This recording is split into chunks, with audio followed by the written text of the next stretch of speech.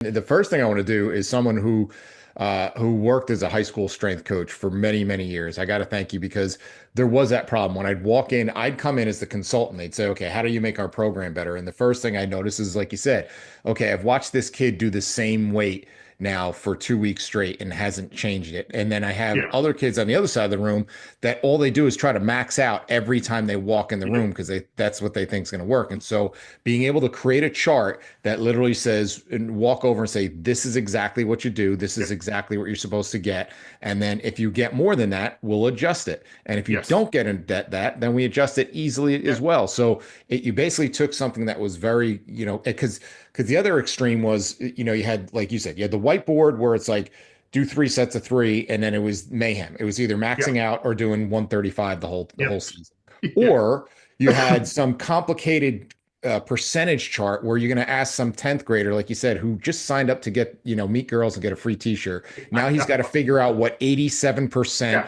of 145 is. And then Yeah. by the time he figures it out, the session's over.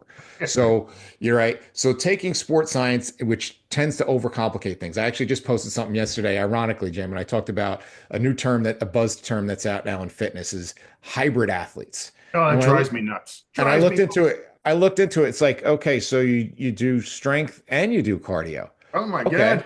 Like Used to call that's those football players and track athletes like it's like and soccer players. isn't that just called good fucking training at the end of the day?